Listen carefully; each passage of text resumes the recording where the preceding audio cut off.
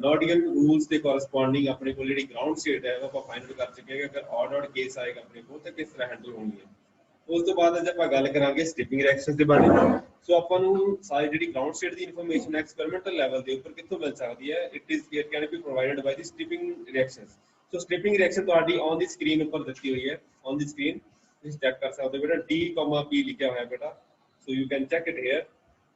ਸੋ D, P ਲਿਖਿਆ ਹੋਇਆ। I hope it is clear. So D का मतलब की हो गया बेटा this is a deuteron type of interaction. So D deuteron will be the incoming particle just like ਜਿਹਦੇ ਵਿੱਚ ਇੱਕ ਪ੍ਰੋਟੋਨ ਐਂਡ ਇੱਕ ਨਿਊਟਰੋਨ ਹੋਏਗਾ। ਉਸ ਤੋਂ ਬਾਅਦ ਪ੍ਰੋਟੋਨ ਹੈ ਆਊਟਗੋਇੰਗ ਪਾਰਟੀਕਲ ਹੈ ਜਿਸ ਦੇ ਵਿੱਚ ਇੱਕ ਸਿੰਗਲ ਪ੍ਰੋਟੋਨ ਹੋਏਗਾ। ਸੋ ਦਿਸ ਇਜ਼ ਸਟ੍ਰਿਪਿੰਗ ਰਿਐਕਸ਼ਨ। ਮਤਲਬ ਕੀ ਹੈ deuteron ਦੇ ਵਿੱਚ ਇੱਕ ਨਿਊਟਰੋਨ ਹੈ ਇੱਕ ਪ੍ਰੋਟੋਨ ਹੈ ਐਂਡ ਅਲਟੀਮੇਟਲੀ ਜਿਹੜਾ ਆਊਟਗੋਇੰਗ ਪਾਰਟੀਕਲ ਹੈ that is proton। So deuteron ਦੇ ਵਿੱਚੋਂ ਇੱਕ ਆਪਾਂ ਪ੍ਰੋਟੋਨ ਬਾਹਰ ਕੱਢ ਦਿੰਦੇ ਹਾਂ that is called stripping reaction। ਸੋ ਇਹਨੂੰ ਸਟ੍ਰਿਪ ਕਰਨਾ ਕਹਿੰਦੇ ਆ, ਸਟ੍ਰਿਪ ਕਰਨਾ ਕਿਸੇ ਚੀਜ਼। ठीक है जी। So strip reactions can provide a lots of information about the ground state of nucleus. So -1 raised to power L तो हमारी spin parity होएगी। तो stripping reactions and pickup reactions provide valuable information about the cell structure of nuclei in the region of 82 neutron shell closure। So neutron shell closure ਦੇ ਨੇੜੇ ਤੇੜੇ ਜਿਹੜੇ result ਹੈ stripping reaction ਦੇ ਹੀ ਪ੍ਰੋਵਾਈਡ ਕਰਦੀ ਹੈ।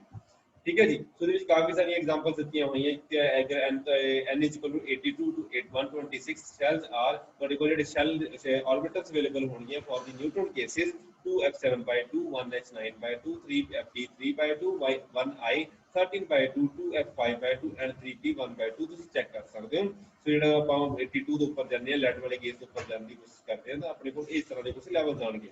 तो ਤੁਹਾਡੇ ਕੋਲ ਇੱਕ ਐਗਜ਼ਾਮਪਲ ਦਿੱਤੀ ਹੋਈ ਹੈ that is cerium 140। ਇਹਦੇ ਉੱਪਰ ਆਪਾਂ ਟਾਰਗੇਟ ਕੀਤਾ ਹੈ ਬੇਟਾ ਡਿਊਟਰੋਨ ਨੂੰ। ਠੀਕ ਹੈ ਜੀ। ਉਸ ਤੋਂ ਬਾਅਦ ਆਪਣੇ ਕੋਲ ਇਹਦੇ ਵਿੱਚ ਆਏਗਾ ਬੇਟਾ cerium 141 ਬਣੇਗਾ ਐਂਡ ਇੱਕ ਪ੍ਰੋਟੋਨ ਬਾਹਰ ਨਿਕਲ ਜਾਏਗਾ। ਸੋ ਤੁਸੀਂ ਰਿਐਕਸ਼ਨ ਨੂੰ ਚੈੱਕ ਕਰ ਸਕਦੇ ਹੋ ਇਨਕਮਿੰਗ ਸਾਈਡ ਦੇ ਉੱਪਰ। ਸੋ ਆਪਣੇ ਕੋਲ ਕੀ ਹੋ ਜਾਏਗਾ 1s2 ਪਲੱਸ ਆਪਣੇ ਕੋਲ ਕੀ ਹੋ ਜਾਏਗਾ ਅਲਟੀਮੇਟਲੀ ਸੀਰੀਅਮ ਦੇ ਕੋਰਸਪੋਂਡਿੰਗ ਮਾਸ ਨੰਬਰ 140 ਹੈ। ਤੁਸੀਂ ਮਾਸ ਨੰਬਰ ਦਾ ਕੰਪੈਰੀਜ਼ਨ ਬਣਾ ਸਕਦੇ ਹੋ। ਆਊਟਗੋਇੰਗ ਕੀ ਹੈ ਬੇਟਾ 141 plus 1 142 ਹੋ ਗਿਆ। ਇਨਕਮਿੰਗ ਕੀ ਹੋ ਜਾਏਗਾ ਬੇਟਾ 140 plus 2 ਹੋ ਜਾਏਗਾ। ਸੋ ਬੈਲੈਂਸ ਹਮੇਸ਼ਾ ਰਹਿਣਾ ਚਾਹੀਦਾ ਮਾਸ ਨੰਬਰ ਦਾ ਤੇ ਐਟੋਮਿਕ ਨੰਬਰ ਦਾ। ਲੈਫਟ ਹੈਂਡ ਸਾਈਡ ਰਿਐਕਸ਼ਨ ਦੇ ਰਾਈਟ ਹੈਂਡ ਸਾਈਡ ਦੇ ਬਰਾਬਰ ਹੋਣੀ ਚਾਹੀਦੀ ਹੈ। It is predicted that the neutron state to be expected in cerium 141 are those given above। ਸੋ ਆਪਣੇ ਕੀ ਹੋਇਆ ਬੇਟਾ ਇਹਦੇ ਇਸ ਵਿੱਚ ਜਦੋਂ ਆਪਣੇ ਕੋਲ ਸੀਰੀਅਮ 141 बचेगा सीरियम 141 जिस वेले बनेगा तो उस केस ਦੇ ਵਿੱਚ ਆਪਣੇ ਕੋਲ ਕੀ ਬਚੇਗਾ ਬੇਟਾ ਅਲਟੀਮੇਟਲੀ ਆਪਣੇ ਕੋਲ ਇਹਦੀ એનર્ਜੀ ਲੈਵਲਸ ਬਣਨਗੇ। तो सीरियम 140 ਦੇ ਵਿੱਚ ਜਦੋਂ ਡਿਊਟਰੋਨ ਸਟ੍ਰਾਈਕ ਕਰੇਗਾ ਤਾਂ ਅਲਟੀਮੇਟਲੀ ਕੀ ਹੋਏਗਾ ਆਪਣੇ ਕੋਲ ਜਿਹੜਾ ਸੀਰੀਅਮ ਹੈ ਉਹ ਕਿਸੇ ਨਾ ਕਿਸੇ ਐਕਸਾਈਟਡ ਸਟੇਟ ਦੇ ਵਿੱਚ ਬਣੇਗਾ। तो एक्साइटेड स्टेट हो सकती है कोई भी एक्साइटेड स्टेट हो सकती है। It can be higher excited state it can be lower excited state और it can be decay to ground state directly. So अपने को ਜਿਹੜੇ ਸੀਰੀਅਮ 141 ਦੇ ਲੈਵਲ ਆਣਗੇ ਉਹਨਾਂ ਨੂੰ ਆਪਾਂ ਸਟੱਡੀ ਕਰ ਸਕਦੇ ਹਾਂ ਬਾਈ ਯੂਜ਼ਿੰਗ ਦੀ ਪ੍ਰੋਟੋਨ। ਤੋਂ ਪ੍ਰੋਟੋਨ ਦੀ એનર્ਜੀ ਜਿਹੜੀ ਹੈ ਆਊਟਗੋਇੰਗ ਪ੍ਰੋਟੋਨ ਹੈ ਉਹ ਆਪਾਂ ਨੂੰ ਦੱਸ ਸਕਦਾ ਹੈ ਕਿ ਆਪਣੇ ਕੋਲ ਜਿਹੜੇ ਪ੍ਰੋਟੋਨ ਦੇ ਜਿਹੜਾ એનર્ਜੀ ਡਿਸਟ੍ਰੀਬਿਊਸ਼ਨ ਹੈ ਆਪਾਂ ਨੂੰ ਦੱਸੇਗਾ ਕਿ ਸੀਰੀਅਮ ਦੇ એનર્ਜੀ ਲੈਵਲ ਕਿਸ ਤਰ੍ਹਾਂ ਹੋਣਗੇ। ਸੋ ਇਟ ਕੈਨ ਪ੍ਰੋਟੋਨ ਜਿਹੜਾ ਹੈ ਸੀਰੀਅਮ 141 ਦੇ ਨਾਲ એનર્ਜੀ ਸ਼ੇਅਰ ਕਰੇਗਾ। तो ਉਹਦੇ ਕੋਰਸਪੋਂਡਿੰਗ ਤੁਹਾਡੇ ਕੋਲ ਜਿਹੜੀ ਐਕਸਾਈਟੇਸ਼ਨ એનર્ਜੀ ਆਏਗੀ 0.0 ਹੋ ਗਿਆ। 0 ਕੋਰਸਪੋਂਡਿੰਗ ਟੂ ਗਰਾਊਂਡ ਸਟੇਟ ਹੋ ਗਿਆ ਬੇਟਾ 0.65 MeV 1.12 MeV 1.35 MeV 1.47 and so on MeV। ਉਹਦੇ ਨਾਲ ਤੁਹਾਨੂੰ ਪਤਾ ਲੱਗਦਾ ਕਿ ਨਿਊਕਲੀਅਸ ਦੇ ਜਿਹੜੇ ਲੈਵਲ ਹੈ ਕਿਸ ਤਰ੍ਹਾਂ ਐਗਜ਼ਿਸਟ ਕਰਦੇ ਆ। तो angular distribution and cross section measurement तो अपन पता लग जाता है कि आप ਜਿਹੜੇ ਸਪਿਨ ਲੈਵਲ ਅਸਾਈਨਮੈਂਟ ਆਪਾਂ ਕਰ ਸਕਦੇ ਹਾਂ ਕਿ 7/2 ਹਾਫ ਜਿਹੜੀ ਹੈ ਉਹ ਗਰਾਊਂਡ ਸਟੇਟ ਹੋ ਜਾਏਗੀ। 3/2 ਹਾਫ 30.65 ਜਿਹੜਾ MeV ਦਾ ਲੈਵਲ ਹੋਏਗਾ। ਉਸ ਤੋਂ ਬਾਅਦ ਉਹ 1.12 MeV ਦਾ ਜਿਹੜਾ ਲੈਵਲ ਹੋਏਗਾ ਐਂਡ ਉਹ ਉਹਦੀ ਕੋਰਸਪੋਂਡਿੰਗ 0.65 ਆ ਜਾਏਗਾ ਐਂਡ 5/2 ਮਾਈਨਸ ਦੀ ਕੋਰਸਪੋਂਡਿੰਗ 1.77 ਆ ਜਾਏਗਾ। ਉਹ ਉਹਦੀ ਕੋਰਸਪੋਂਡਿੰਗ ਸਭ ਕੁਝ ਚੱਲਦਾ ਰਹੇਗਾ। तो इस तरह 1 बाय 1 ਤੁਹਾਡੇ ਕੋਲ એનર્ਜੀ ਲੈਵਲਸ ਆਉਂਦੇ ਰਹਿਣਗੇ। ਸੋ ਗਰਾਊਂਡ ਸਟੇਟ ਦੇ ਉੱਪਰ ਕੀ ਹੋ ਜਾਏਗਾ ਬੇਟਾ ਇੱਕ ਹਾਇਰ ਲੈਵਲ ਲਾਈ ਕਰੇਗਾ। ਉਸ ਤੋਂ ਫਸਟ ਐਕਸਾਈਟਡ ਸਟੇਟ ਦੇ ਉੱਪਰ ਇੱਕ ਸੈਕੰਡ ਲੈਵਲ ਬਣੇਗਾ। तो ਜਸਟ ਲਾਈਕ ਲੈਵਲ ਜਿਹੜੇ ਹੈ ਉਹਨਾਂ ਦੀ ਸਪਿਨ ਪੈਰਿਟੀ ਕੌਣ ਡਿਸਾਈਡ ਕਰੇਗਾ ਉਹ ਤੁਹਾਡੀ ਜਿਹੜੀ ਰਿਐਕਸ਼ਨ ਹੈ ਰਿਐਕਸ਼ਨ ਕਿਸ ਤਰ੍ਹਾਂ ਹੈਂਡਲ ਹੋ ਰਹੀ ਹੈ ਜਿਹੜੇ ਉਸਰੇ ਤੁਹਾਡੇ ਕੋਲ ਨਿਊਕਲੀਅਸ ਕਿੰਨੀ ਹਾਇਰ ਐਕਸਾਈਟਡ ਸਟੇਟ ਦੀ ਪ੍ਰੋਡਿਊਸ ਹੋਇਆ ਤੁਸੀਂ ਉਹਦੀ ਕੋਰਸਪੋਂਡਿੰਗ ਤੁਹਾਡੇ ਕੋਲ એનર્ਜੀ ਲੈਵਲ ਡਿਪਿਕਟ ਹੋਣਗੇ ਕਿ ਤੁਸੀਂ ਕਿੰਨੇ ਕੁ એનર્ਜੀ ਲੈਵਲ ਤੇ ਆਇਡੈਂਟੀਫਾਈ ਕਰ ਸਕਦੇ ਹੋ। ਜਿੰਨਾ ਹਾਇਰ ਐਕਸਾਈਟੇਸ਼ਨ એનર્ਜੀ ਟ੍ਰਾਂਸਫਰ ਹੋਏਗੀ ਜਿੰਨਾ ਐਂਗੂਲਰ ਮੋਮੈਂਟਮ ਜ਼ਿਆਦਾ ਟ੍ਰਾਂਸਫਰ ਹੋਏਗਾ ਸੀਰੀਅਮ 141 ਦੇ ਕੇਸ ਵਿੱਚ ਉਨਾ ਹੀ ਜ਼ਿਆਦਾ ਆਪਣੇ ਕੋਲ ਅਲਟੀਮੇਟਲੀ ਐਕਸਾਈਟਡ ਸਟੇਟਸ ਸਟੋਰ ਹੋ ਸਕਦੀ ਹੈ। ਸੋ ਇਸ ਤੋਂ ਬਾਅਦ ਆਉਂਦਾ ਹੈ ਬੇਟਾ ਰਿਐਕਸ਼ਨਸ ਸੀਰੀਅਮ 141 ਐਂਡ ਉਹਦੀ ਕੋਰਸਪੋਂਡਿੰਗ ਸੀਰੀਅਮ 140 ਐਂਡ ਦੀ corresponding second one is cerium 142। ਦੋ ਤਰ੍ਹਾਂ ਦੀ ਰਿਐਕਸ਼ਨਸ ਦਿੱਤੀਆਂ ਹੋਈਆਂ have been similarly analysed by Fulmer and Cohen or something like that. इन्हें काफी सारे बंदे ने काम किया। However, the shell model analysis of this experiment confirms some of the results of Duffield and Langer। ਸੋ ਇਹਨਾਂ ਦੇ ਕਾਫੀ ਬੰਦੇ ਦੇ ਰਿਜ਼ਲਟ ਆ ਉਹ ਐਕਸਪੈਰੀਮੈਂਟਲੀ ਵੈਰੀਫਾਈ ਹੋ ਚੁੱਕੇ ਆ। तो ये चीज़ा ਆਪਾਂ ਜਿਹੜੀ ਨਿਊਕਲੀਅਰ ਫਿਜ਼ਿਕਸ ਹੈ ਜਦੋਂ ਆਪਾਂ ਕਿਸੇ ਵੀ ਸੈੱਲ ਮਾਡਲ ਨੂੰ ਸਟੱਡੀ ਕਰਦੇ ਹਾਂ ਤਾਂ ਉਹ ਕਿਸੇ ਨਾ ਕਿਸੇ ਨਾ ਜਦੋਂ ਆਪਾਂ ਮਾਡਲ ਦਾ ਕੋਡ ਰਨ ਕਰਦੇ ਹਾਂ ਤਾਂ ਅਲਟੀਮੇਟਲੀ ਆਪਣੇ ਕੋਲ એનર્ਜੀ ਲੈਵਲਸ ਪ੍ਰੈਡਿਕਟ ਹੁੰਦੇ ਵੀ ਨਿਊਕਲੀਅਸ ਗਰਾਊਂਡ ਸਟੇਟ ਦੇ ਕਿੰਨੇ ਲੈਵਲ ਤੇ ਹੋਏਗੀ, ਅਗਰ ਪਾਰਟੀਕਲ ਗਰਾਊਂਡ ਸਟੇਟ ਤੋਂ ਉੱਪਰ ਐਕਸਾਈਟਡ ਸਟੇਟ ਦੇ ਵਿੱਚ ਜਾਏਗਾ ਤਾਂ ਕਿੰਨਾ ਜ਼ਿਆਦਾ एक्साइट होके जाएगा, ਉਹਦਾ ਲੈਵਲ ਕਿੰਨਾ ਜ਼ਿਆਦਾ ਹੋਵੇਗਾ। D3 ਹਾਫ ਤੇ D5 ਹਾਫ ਦਾ ਆਪਾਂ ਨੂੰ એનર્ਜੀ ਡਿਫਰੈਂਸ ਆਲਰੇਡੀ ਪਤਾ ਹੁੰਦਾ ਹੈ। ਸੋ ਅਗਰ D3 ਹਾਫ ਦੇ ਵਿੱਚ ਨਿਊਕਲੀਅਨ ਪਿਆ ਹੋਇਆ ਤਾਂ D5 ਹਾਫ ਦੇ ਜਿਹੜਾ ਨਿਊਕਲੀਅਨ ਪਿਆ ਹੋਏਗਾ ਤਾਂ ਉਹਦੀ એનર્ਜੀ ਦਾ ਡਿਫਰੈਂਸ ਕਿਸ ਤਰ੍ਹਾਂ ਹੋਏਗਾ। ਸੋ ਦੋਨਾਂ ਦੀ એનર્ਜੀ ਦਾ ਡਿਫਰੈਂਸ ਆਪਾਂ ਫਾਈਂਡ ਆਊਟ ਕਰਾਂਗੇ। ਸੋ ਇਸ ਤਰ੍ਹਾਂ ਦੇ ਕਨਸੈਪਟ ਹੈ ਬੇਟਾ। Higher excited states can be explored by using stripping reactions and using pickup reactions. So ਇਸ ਤੇ ਇੱਕ ਛੋਟਾ ਜਿਹਾ ਟੌਪਿਕ ਸੀਗਾ ਬੇਟਾ। ਉਸ ਤੋਂ ਬਾਅਦ ਆਉਂਦੇ ਆ ਨਿਊਕਲੀਅਰ ਆਈਸੋਮੈਰਿਜ਼ਮ।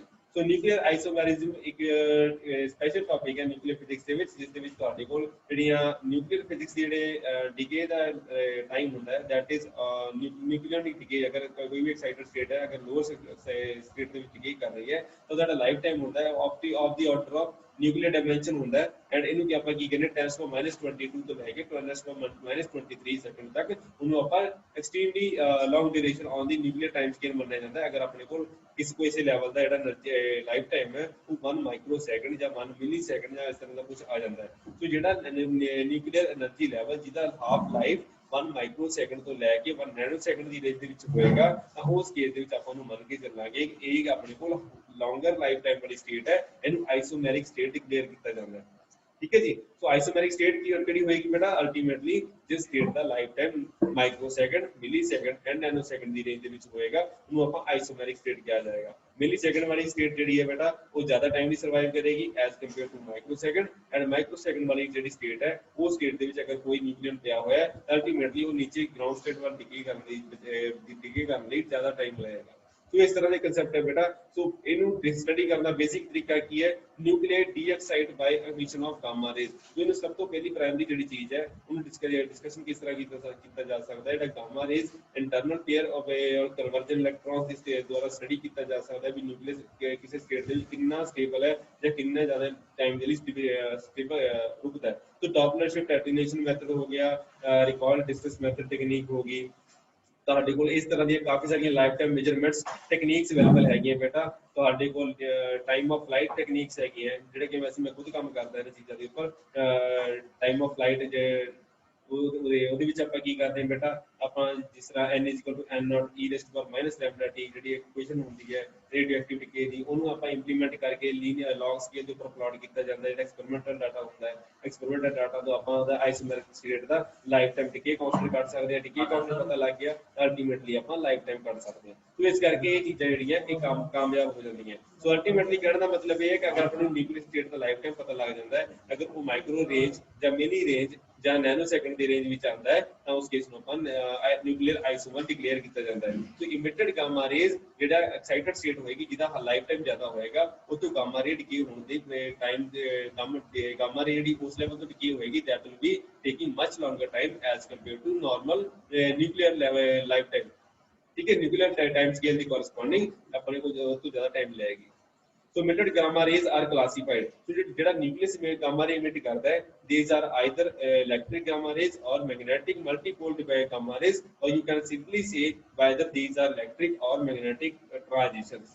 ठीक है, अगर दो लेवल में न्यूक्लियर लेवल में ट्रांजिशन हो रही है, they can be classified in two ways.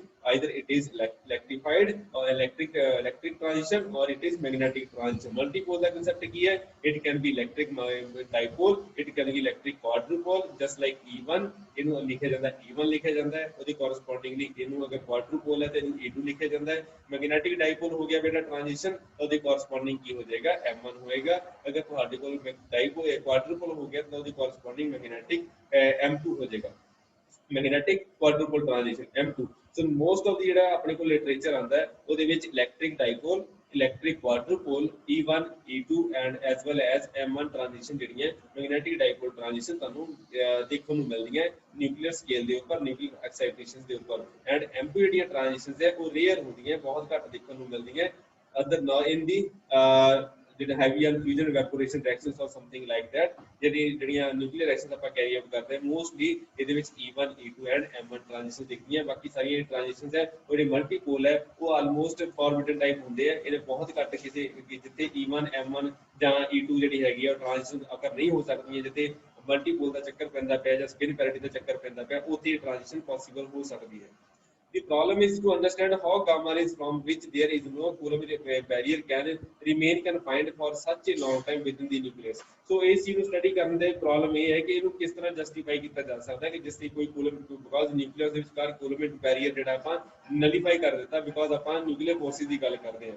ਲੇਕਿਨ ਉਹ ਸਟੇਟ ਦੇ ਵਿੱਚ ਆਪਣੇ ਕੋਲ ਕੀ ਹੋ ਗਿਆ ਅਲਟੀਮੇਟਲੀ, ਉਸ ਸਟੇਟ ਦੇ ਵਿੱਚ ਆਪਾਂ ਕਿਸ ਤਰ੍ਹਾਂ ਜਸਟੀਫਾਈ ਕਰੀਏ ਕਿ ਗਾਮਾ ਰੇ ਜਿਸ ਲੈਵਲ ਦੇ ਵਿੱਚ ਬੈਠੀ ਹੈ, ਗਾਮਾ ਕਿਸੇ ਲੈਵਲ ਦੇ ਉੱਪਰ એનર્ਜੀ ਅਵੇਲੇਬਲ ਹੈਗੀ ਹੈ, ਉਹ ਨੀਚੇ ਵਾਲੇ ਲੈਵਲ ਤੱਕ ਆ ਨਹੀਂ ਰਹੀ ਹੈ। So it is just like ਇੱਕ ਬੰਦਾ ਜਿਹੜਾ ਸਟੇਅਰ ਕੇਸ ਦੇ ਉੱਪਰ ਖੜਿਆ ਹੋਇਆ ਉਹ ਹੌਲੀ ਹੌਲੀ ਨੀਚੇ ਆਉਣ ਦੀ ਗੱਲ ਕਰਦਾ ਹੈ, ਅਚਾਨਕ ਉਹ ਕਿਸੇ ਬੋਡੀ ਦੇ ਉੱਪਰ ਰੁਕ ਜਾਂਦਾ ਹੈ। ਅਗਰ ਉਹਨੂੰ ਕੋਈ ਪ੍ਰੋਬਲਮ ਹੋਏਗੀ ਜਾਂ ਕਿਸੇ ਵੇ ਦੇ ਨਾਲ ਉਹਦੇ ਦਿਮਾਗ 'ਚ ਕੁਛ ਆਇਆ, ਉਹ ਕਿਸੇ ਨਾ ਕਿਸੇ ਜਗ੍ਹਾ ਤੇ ਰੁਕਿਆ ਹੋਇਆ, ਉਹਨੂੰ ਇੱਕ ਤਰ੍ਹਾਂ ਦਾ ਆਈਸੋਮੈਰਿਕ ਸਟੇਟ ਕਿਹਾ ਹੋਇਆ ਹੈ। ਠੀਕ ਹੈ ਜੀ। ਸੋ ਇਸ ਤਰ੍ਹਾਂ ਦਾ ਕਨਸੈਪਟ ਤੁਸੀਂ ਲੈ ਕੇ ਜਾ ਸਕਦੇ ਹੋ। ਪੌੜੀਆਂ ਦੇ ਉੱਪਰ ਕੋਈ ਇਨਸਾਨ ਖੜਾ ਹੋਇਆ ਉਹਦਾ ਕੁਝ ਕਨਸੈਪਟ ਅਨਾਲੋਜੀ ਬਣਾ ਸਕਦੇ ਹੋ। So single particle model has succeeded in explaining the phenomena of nuclear isomerism. तो nuclear isomerism ਨੂੰ single particle model explain ਕਰ ਪਾਉਂਦਾ। ਜਿਹੜਾ shell model ਹੈ, shell model ਦੇ ਅਗਰ corresponding ਅਗਰ ਤੁਹਾਡੇ ਜਿਹੜੇ quantum numbers ਹੈ, quantum rules ਜਿਹੜੇ ਹੈਗੇ ਅਗਰ satisfy ਹੁੰਦੇ ਆ ਤਾਂ ਉਹ ਚੀਜ਼ਾਂ ਵੈਲਿਡ ਹੋਣਗੀਆਂ, ਤਾਂ ਅਦਰਵਾਈਜ਼ ਜੇਕਰ ਜਿਹੜੇ rules ਹੈਗੇ ਆ, Price rules ਹੈਗੇ ਆ, ਤਾਂ ਉਹ ਅਗਰ ਉਹ ਅਪਲਾਈ ਨਹੀਂ ਹੁੰਦੇ, ਅਗਰ ਉਹਨਾਂ ਦੇ ਵਿਚਕਾਰ ਤੁਹਾਨੂੰ ਐਂਬੀਗੁਇਟੀ ਦਿਖਦੀ ਹੈ, ਅਗਰ ਸਪੋਜ਼ ਕਰੋ ਡੈਲਟਾ L +-1 ਐਂਡ 0 ਤਾਂ ਤੁਹਾਨੂੰ ਅਲਾਉਡ ਹੈ। ਫਿਰ ਤੁਹਾਡੇ ਕੋਲ ਦੋ ਲੈਵਲ ਜਿਹੜੇ ਆ, ਅਗਰ ਡੈਲਟਾ L = 2 ਦੇ ਕੋਰਸਪੋਂਡਿੰਗ ਐਗਜ਼ਿਸਟ ਕਰਦੇ ਪਏ ਆ, ਦੋ ਲੈਵਲ ਦੇ ਵਿੱਚ L ਦਾ ਜਿਹੜਾ ਡਿਫਰੈਂਸ ਹੈ, ਇੱਕ d ਆਰਬਿਟਲ ਆ ਗਈ, ਇੱਕ s ਆਰਬਿਟਲ ਆ ਗਈ, ਤਾਂ ਡੈਲਟਾ L = 2 ਦੇ ਕੋਰਸਪੋਂਡਿੰਗ ਹੋ ਸਕਦਾ ਟ੍ਰਾਂਜੀਸ਼ਨ ਨਾ ਹੋਵੇ। ਉਸ ਕੇਸ ਦੇ ਵਿੱਚ ਤੁਹਾਡੇ ਕੋਲ ਆਈਸੋਮੈਰਿਕ ਸਟੇਟ ਐਗਜ਼ਿਸਟ ਕਰ ਸਕਦੀ ਹੈ। ਦੂਜੀ ਗੱਲ ਇਹ ਜਾਂਦੀ ਹੈ ਬੇਟਾ, ਤੁਹਾਡੇ ਕੋਲ ਜਿਹੜੇ એનર્ਜੀ ਲੈਵਲ ਬਣੇ ਆ ਸਿੰਗਲ ਪਾਰਟੀਕਲ ਮਾਡਲ ਦੇ ਕੋਰਸਪੋਂਡਿੰਗ, ਆਪਾਂ ਹੁਣੇ ਸਟਾਰਟਿੰਗ ਦੇ ਦੇਖ ਕੇ ਹਟੇ ਸੀ ਜਦੋਂ ਆਪਾਂ ਸਪਿਨ ਆਰਬਿਟਲ ਕਪਲਿੰਗ ਬਣਾਈ ਸੀਗੀ। ਸਪਿਨ ਆਰਬਿਟਲ ਕਪਲਿੰਗ ਲਗਾਉਣ ਦੇ ਨਾਲ ਅਲਟੀਮੇਟਲੀ ਆਪਣੇ ਕੋਲ ਕੀ ਹੋਇਆ ਸੀ, ਕੁਝ ਸਟੇਟਸ ਜਿਹੜੀਆਂ ਸੀਗੀਆਂ ਉਹ ਇਕੱਠੀਆਂ ਹੋ ਗਈਆਂ ਸੀ। Just like for the case of magic numbers, magic number ਬਣਾਉਣ ਦੇ ਕਰਕੇ ਕੀ ਹੋਇਆ ਸੀਗਾ, ਅਲਟੀਮੇਟਲੀ ਕੁਝ ਲੈਵਲ ਕਲੱਬ ਹੋ ਗਏ ਸੀ, ਕੁਝ ਲੈਵਲ ਬਿਲਕੁਲ ਹੀ ਵਿਖਰ ਗਏ ਸੀ। ਸੋ ਕੁਝ ਇਸ ਤਰ੍ਹਾਂ ਦੇ ਲੈਵਲ ਸੀ ਜਸਟ ਲਾਈਕ 1G9.5, ਉਹ ਬਿਲਕੁਲ ਹੀ ਆਪਣੇ ਜਿਹੜੇ ਗਰੁੱਪ ਦੇ ਵਿੱਚ ਛੱਡ ਕੇ ਦੂਸਰੇ ਗਰੁੱਪ ਦੇ ਵਿੱਚ ਆ ਕੇ ਰਲ ਜਾਂਦਾ ਹੈ। ਉਸ ਤੋਂ ਬਾਅਦ H11.5 ਜਿਹੜਾ ਉਹ ਬਿਲਕੁਲ ਹੀ ਨੀਚੇ ਆ ਜਾਂਦਾ, G9.5 ਬਿਲਕੁਲ ਨੀਚੇ ਆ ਜਾਂਦਾ ਹੈ। ਤਾਂ ਆਪਣੇ ਮੇਨ ਗਰੁੱਪ ਨੂੰ ਛੱਡ ਕੇ, ਆਪਣੀ ਪੈਰਿਟੀ ਵਾਲੀ ਸਟੇਟ ਨੂੰ ਛੱਡ ਕੇ ਐਕਚੁਅਲੀ ਉਹ ਦੂਸਰੇ ਗਰੁੱਪ ਦੇ ਵਿੱਚ ਮਿਕਸ ਹੋ ਜਾਂਦਾ ਹੈ, ਜਿਹਦੇ ਕਰਕੇ ਆਈਸੋਮੈਰਿਕ ਸਟੇਟਸ ਅਰਾਈਜ਼ ਹੋ ਸਕਦੀਆਂ ਬਿਕਾਜ਼ એનર્ਜੀ ਬੈਂਡ ਗੈਪ ਕਾਫੀ ਵੱਧ ਜਾਂਦਾ ਹੈ and orbital angular momentum rule ਜਿਹੜੇ ਆ ਉਹਨੂੰ ਅਲਾਉ ਨਹੀਂ ਕਰਦੇ ਹੈਗੇ ਉਸ ਲੈਵਲ ਨੂੰ ਡਿਕੇ ਕਰਨ ਦੇ ਲਈ। ਇਸ ਕਰਕੇ ਉਹ ਉੱਥੇ ਐਗਜ਼ਿਸਟ ਕਰਦਾ ਹੈ। ਸੋ ਲੇਜ਼ਰ ਵਾਲਾ ਕੇਸ ਵੀ ਆਲਮੋਸਟ ਸਿਮਿਲਰ ਜੇ ਹੁੰਦਾ ਹੈ। ਲੇਜ਼ਰ ਵਾਲੇ ਕੇਸ ਦੇ ਵਿੱਚ ਵੀ ਤੁਹਾਡੇ ਕੋਲ ਕੁਆਂਟਮ ਮਕੈਨੀਕਲ ਜਿਹੜੇ ਰੂਲਸ ਹੈਗੇ ਆ ਟ੍ਰਾਂਜੀਸ਼ਨ ਦੇ, ਉਹ ਸੈਟੀਸਫਾਈ ਨਹੀਂ ਹੁੰਦੇ, ਇਸ ਕਰਕੇ ਨਿਊਕਲੀਅਸ ਉਸ ਸਟੇਟ ਦੇ ਵਿੱਚ ਕਾਫੀ ਟਾਈਮ ਦੇ ਲਈ ਸਰਵਾਈਵ ਕਰ ਜਾਂਦਾ ਹੈ। ਠੀਕ ਹੈ ਜੀ। ਸੋ ਇਸ ਤਰ੍ਹਾਂ ਦੀ ਕਾਫੀ ਸਾਰੀਆਂ ਚੀਜ਼ਾਂ ਦਿੱਤੀਆਂ ਹੋਈਆਂ ਬੇਟਾ ਤੁਹਾਡੇ ਕੋਲ, ਕਾਫੀ ਸਾਰੀਆਂ ਐਗਜ਼ਾਮਪਲਾਂ ਦਿੱਤੀਆਂ ਹੋਈਆਂ। So extreme single particle model interpret gamma ray to be M2 arising in the transition from F7/2 excited state to the ground state 3/2।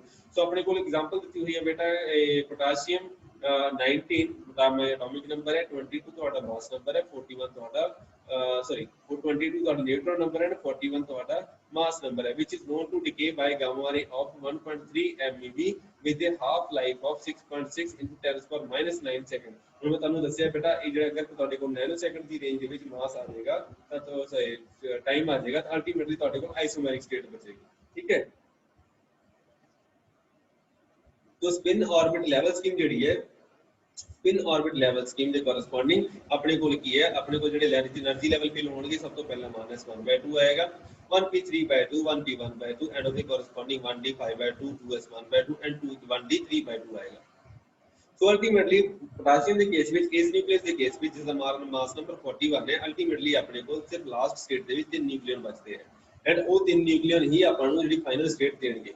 So extreme single particle model interpret this gamma ray to be M2 arising from the rising in the transition from। so ਆਪਣੇ ਕੋਲ ਕਿਹੜਾ level ਹੋਏਗਾ, ਅਗਰ ਆਪਣੇ ਕੋਲ transition arise ਹੋ ਰਹੀ ਹੈ ਤਾਂ ਕੀ ਹੋਏਗਾ ਬੇਟਾ, ਨਿਊਕਲੀਅਸ ਕਿਸੇ ਨਾ ਕਿਸੇ ਹਾਇਰ ਐਕਸਾਈਟਡ ਸਟੇਟ ਦੇ ਵਿੱਚ ਐਗਜ਼ਿਸਟ ਕਰਦਾ ਹੋਏਗਾ। तो ਇਸ ਕੇਸ ਨਿਊਕਲੀਅਸ ਦੀ ਗਰਾਊਂਡ ਸਟੇਟ ਕਿਹੜੀ ਹੋਏਗੀ ਬੇਟਾ, 1d3/2।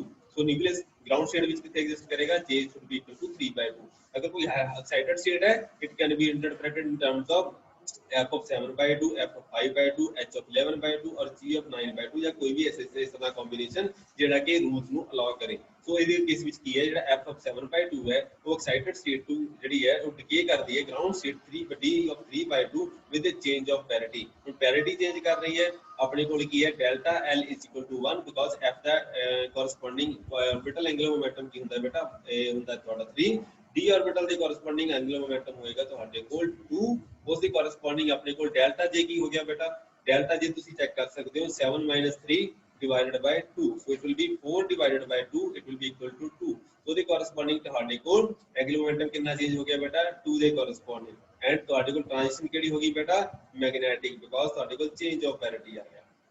तो ਉਹਦੇ corresponding ਆਪਾਂ ਰੂਲ ਚੈੱਕ ਕਰਾਂਗੇ ਆਉਣ ਵਾਲੇ ਟਾਈਮ ਦੇ ਵਿੱਚ ਹੀ M2 ਟ੍ਰਾਂਜੀਸ਼ਨ ਬਣੇਗੀ ਇੱਥੇ ਤੁਹਾਡੇ ਕੋਲ, ठीक है जी। So many of these transitions can be understood with the help of the single particle model. उस तो बाद मैग्नेटिक मूवमेंट का केस आ जाता है बेटा, मैग्नेटिक मूवमेंट का केस एससी वर्मा ने भी प्रॉपर्ली डिस्कस किया हुआ है। एससी वर्मा ने प्रॉपर्ली दिखाया हुआ है, अगर ਤੁਹਾਡੇ ਕੋਲ ਸਪੋਜ਼ ਕਰੋ न्यूट्रॉन ਦੀ ਪ੍ਰੋਬਲਮ ਹੈ 1s2 ਹੈ, ਉਸ ਕੇਸ ਵਿੱਚ ਕੀ ਹੋ ਜਾਏਗਾ, ਇੱਕ ਤੁਹਾਡੇ ਕੋਲ ਹਾਈਡਰੋਜਨ ਦੇ ਕੇਸ ਵਿੱਚ ਕੀ ਹੁੰਦਾ ਹੈ ਬੇਟਾ, ਇੱਕ ਪ੍ਰੋਟੋਨ ਹੁੰਦਾ, ਲੇਕਿਨ ਨਿਊਟ੍ਰੋਨ ਦੇ ਕੇਸ ਵਿੱਚ ਕੀ ਹੋ ਜਾਏਗਾ ਤੁਹਾਡੇ ਕੋਲ ਅਲਟੀਮੇਟਲੀ ਇੱਕ ਹੋ ਜਾਏਗਾ ਨਿਊਟ੍ਰੋਨ, ਇੱਕ ਹੋ ਜਾਏਗਾ ਪ੍ਰੋਟੋਨ। ਸੋ ਅਗਰ ਦੋਨੋਂ ਆਪਣੇ ਕੋਲ ਇੰਡੀਪੈਂਡੈਂਟਲੀ ਐਗਜ਼ਿਸਟ ਕਰਦੇ ਤਾਂ ਉਹਦੀ ਕੋਰਸਪੋਂਡਿੰਗ ਜਿਹੜੀ ਮੈਗਨੈਟਿਕ ਮੂਵਮੈਂਟ ਹੋਏਗੀ ਦੋਨਾਂ ਦਾ ਸਮ ਹੋਣੀ ਚਾਹੀਦੀ ਹੈ।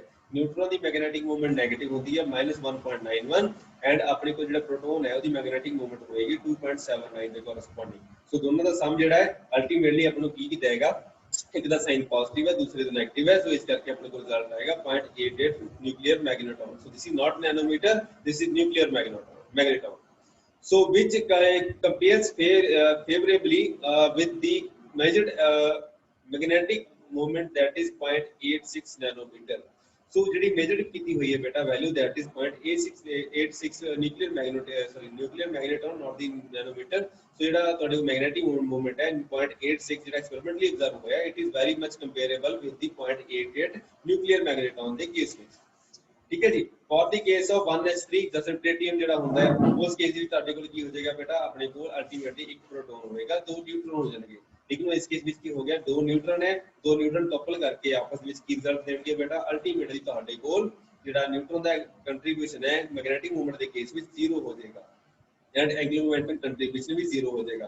ਸੋ ਅਲਟੀਮੇਟਲੀ ਆਪਣੇ ਕੋਲ ਕੀ ਆਏਗਾ, ਅਲਟੀਮੇਟਲੀ ਆਪਣੇ ਕੋਲ ਸਿਰਫ ਤੇ ਸਿਰਫ ਪ੍ਰੋਟੋਨ ਕੰਸੀਡਰ ਹੋਏਗਾ। ਸੋ ਇੱਥੇ ਆਪਣੇ ਕੋਲ 1s3 ਲਿਖਿਆ ਹੋਇਆ, प्लीज कीप इन माइंड ਇੱਥੇ ਆਪਣੇ ਕੋਲ 1s ਆਰਬਿਟਲ ਦੇ ਵਿੱਚ ਹਮੇਸ਼ਾ ਹੀ ਦੋ ਨਿਊਟਰੋਨ ਜਾਂ ਦੋ ਨਿਊਕਲੀਅਰ ਫਿਲ ਅਪ ਹੋ ਸਕਦੇ ਹੈ, ਤਿੰਨ ਨਹੀਂ ਹੋ ਸਕਦੇ। ਇੱਥੇ ਇਸ ਕਰਕੇ ਲਿਖਿਆ ਹੋਇਆ ਬਿਕਾਜ਼ ਇੱਥੇ ਸਾਈਮਲਟੇਨੀਅਸ ਫਿਲਿੰਗ ਦੀ ਗੱਲ ਕੀਤੀ ਗਈ ਹੈ, ਇੱਕ ਪ੍ਰੋਟੋਨ ਹੈ ਐਂਡ ਦੋ ਨਿਊਟਰੋਨ ਹੈ। ਇਸ ਐਂਡ ਜਿਹੜਾ ਪ੍ਰੋਟੋਨ ਹੈ ਉਹ ਵੀ ਲੋਐਸਟ ਆਰਬਿਟ ਦੇ ਵਿੱਚ ਹੈ 1s ਦੇ ਵਿੱਚ, ਐਂਡ ਜਿਹੜਾ ਨਿਊਟਰੋਨ ਹੈ both of the ਨਿਊਟਰੋਨਸ are in 1s ਦੇ 1s 1/2 ਦੇ ਕੋਰਸਪੋਂਡਿੰਗ ਹੈ। ਸੋ ਇਸੇ ਕਰਕੇ ਇਹਨੂੰ ਕੰਬਾਈਨਲੀ 1s3 ਲਿਖਿਆ ਹੋਇਆ, 1 ਨਿਊਟਰੋਨ and sorry 2 neutrons and 1 proton ਦੇ corresponding। तो ਆਪਣੇ ਕੋਲ ਜਿਹੜੀ magnetic moment contribution ਆਏਗੀ for the case of 1h3 it will correspond to proton only। so answer ਕੀ ਆਏਗਾ 2.79 nuclear magneton। so which is very much in close agreement with the measured value 2.98 nuclear magneton ਦੇ ਨੇੜੇ ਤੇੜੇ exist ਕਰਦੀ ਹੈ actual value ਜਿਹੜੀ ਹੈ। सो बाकी सारी एग्जांपल भी इसी तरह हैंडल हो सकती है बेटा, तो काफी सारी उन्होंने एग्जांपल दी हुई हैं, तो अगले पेज के ऊपर भी तुम चेक कर सकते हो। तो काफी सारी एक्साइटेड स्टेट ग्राउंड स्टेट दी प्रॉपर्टीज दी हुई हैं। तो ਤੁਹਾਡੇ ਕੋਲ न्यूक्लियर मैग्नेटॉन मैग्नेटिक मूवमेंट ਜਿਹੜੀ ਹੈ ਉਹ ਤੁਹਾਨੂੰ ਦਿੱਤੀ ਹੋਈ ਹੈ। अगर वैलेंस न्यूक्लियन है, ਕਿਹੜਾ ਹੈ प्रोटॉन है ਜਾਂ न्यूट्रॉन है ਜਾਂ ਦੋਨੋਂ ਹੀ वैलेंस है, ਉਹਨਾਂ ਦੀ ਕੋਰਸਪੋਂਡਿੰਗ ਤੁਹਾਡੇ ਕੋਲ ਰਿਜ਼ਲਟ ਇੱਥੇ ਦਿੱਤੀ ਗਈ ਹੈ, ਸ਼ੋ ਕੀਤੀ ਹੋਈ ਹੈ। ਉਸ ਤੋਂ ਬਾਅਦ ਆ ਜਾਂਦਾ ਬੇਟਾ ਕਨਫੀਗਰੇਸ਼ਨ ਮਿਕਸਿੰਗ ਕੀ ਹੋਏਗੀ। ਕਨਫੀਗਰੇਸ਼ਨ ਮਿਕਸਿੰਗ ਦਾ ਕਨਸੈਪਟ ਬੇਟਾ ਉਸ ਵੇਲੇ ਆਏਗਾ ਜਦੋਂ ਆਪਣੇ ਕੋਲ ਸੈਲ ਮਾਡਲ ਕਨਫੀਗਰੇਸ਼ਨਸ ਆਪਸ ਦੇ ਵਿੱਚ ਮਿਕਸ ਹੋਣ ਲੱਗ ਜਾਣਗੇ। ਕਨਫੀਗਰੇਸ਼ਨ ਮਿਕਸ ਕਿਉਂ ਹੋਣੀ ਹੈ ਬੇਟਾ, ਆਪਾਂ ਸਿੰਪਲੀ ਸਿਰਫ ਸਿੰਗਲ ਪਾਰਟੀਕਲ ਪੋਟੈਂਸ਼ੀਅਲ ਚੂਜ਼ ਕੀਤਾ ਹੈ ਜਿਹਦੇ ਵਿੱਚ ਨਿਊਕਲੀਅਨ ਇੰਟਰੈਕਸ਼ਨ ਨੂੰ ਆਪਾਂ ਨੈਗਲੈਕਟ ਕਰਕੇ ਚੱਲੇ ਆ। ਆਪਾਂ ਕੋਈ ਵੀ ਟੈਂਸੋਰੀਅਲ ਫੋਰਸ ਜਾਂ ਕਿਸੇ ਵੀ ਟੂ ਪਾਰਟੀਕਲ ਇੰਟਰੈਕਸ਼ਨ ਜਾਂ ਥ੍ਰੀ ਬਾਡੀ ਇੰਟਰੈਕਸ਼ਨ ਨੂੰ ਕੰਸੀਡਰ ਨਹੀਂ ਕੀਤਾ ਹੋਇਆ। ਆਪਾਂ ਸਿਰਫ ਤੇ ਸਿਰਫ ਇਹ ਕੰਸੀਡਰ ਕੀਤਾ ਹੋਇਆ ਪਾਰਟੀਕਲ ਨਿਊਕਲੀਅਨਸ ਆਰ ਮੂਵਿੰਗ ਇਨਸਾਈਡ ਆ ਮੀਨ ਫੀਲਡ ਪੋਟੈਂਸ਼ੀਅਲ। ਲੇਕਿਨ ਉਸ ਕੇਸ ਵਿੱਚ ਆਪਣੇ ਕੋਲ ਸਿਰਫ ਤੇ ਸਿਰਫ ਜਿਹੜੇ ਐਕਸਾਈਟਡ ਨਿਊਕਲੀਅਰ ਲੈਵਲਸ ਬਣਦੇ ਆ ਉੱਥੇ ਕੋਈ ਵੀ two body and three body interaction ਆਪਾਂ ਟੇਕ ਕੇਅਰ ਨਹੀਂ ਕੀਤਾ ਹੋਇਆ। Tensorial nature of nuclear forces ਆਪਾਂ ਟੇਕ ਕੇਅਰ ਨਹੀਂ ਕੀਤਾ ਹੋਇਆ ਇਹਨਾਂ ਚੀਜ਼ਾਂ ਦੇ ਵਿੱਚ। ਐਂਡ ਇਹ ਸਾਰੇ ਦੇ ਸਾਰੇ ਫੰਡੇ ਆਪਾਂ ਨੂੰ ਅਗਰ ਨਹੀਂ ਅਪਲਾਈ ਕਰਾਂਗੇ ਤਾਂ ਆਪਾਂ ਕਨਫੀਗਰੇਸ਼ਨ ਮਿਕਸਿੰਗ ਨੂੰ ਐਕਸਪਲੇਨ ਨਹੀਂ ਕਰ ਸਕਦੇ। ਸੋ ਅਗਰ ਇਹ ਵਾਲੇ ਫੰਡੇ ਅਗਰ ਟੂ ਬਾਡੀ ਇੰਟਰੈਕਸ਼ਨ ਜਾਂ ਥ੍ਰੀ ਬਾਡੀ ਇੰਟਰੈਕਸ਼ਨ ਆਪਸ ਦੇ ਵਿੱਚ ਇੰਟਰੈਕਸ਼ਨ ਕਰ ਰਹੇ ਆ ਨਿਊਕਲੀਅਨ, ਬਿਕਾਜ਼ ਨਿਊਕਲੀਅਸ ਆਪਸ ਦੇ ਵਿੱਚ ਹਮੇਸ਼ਾ ਇੰਟਰੈਕਟ ਕਰਨਗੇ। ਐਂਡ ਇਸ ਕੇਸ ਦੇ ਵਿੱਚ ਆਪਣੇ ਕੋਲ ਕੀ ਹੋਏਗਾ, ਪਿਓਰ ਸਟੇਟ ਐਗਜ਼ਿਸਟ ਨਹੀਂ ਕਰੇਗੀ ਕਦੀ। ਕਈ ਜਗ੍ਹਾ ਪਿਓਰ ਸਟੇਟ ਹੋ ਸਕਦਾ ਐਗਜ਼ਿਸਟ ਕਰਦੇ ਸਿੰਗਲ ਪਾਰਟੀਕਲ ਟ੍ਰਾਂਜਿਸ਼ਨਸ ਦੇ ਕੋਰਸਪੋਂਡਿੰਗ, ਲੇਕਿਨ ਹਰ ਜਗ੍ਹਾ ਇਹ ਕਿਤੇ ਨਾ ਕਿਤੇ ਤੁਹਾਨੂੰ ਪ੍ਰੋਬਲਮ ਕਰੇਗਾ ਹੀ ਕਰੇਗਾ। ਸੋ ਤੁਹਾਡੇ ਕੋਲ ਜਿਸ ਤਰ੍ਹਾਂ ਦਿੱਤਾ ਹੋਇਆ ਹੈ ਇੰਡੀਵਿਜੂਅਲ, ਤੁਹਾਡੇ ਕੋਲ ਅਗਰ ਕੋਈ ਲੈਵਲ ਸਕੀਮ ਹੈ, ਸੌਰੀ ਕੋਈ ਨਿਊਕਲੀਅਸ ਹੈ, ਉਹਦੀ ਕੋਰਸਪੋਂਡਿੰਗ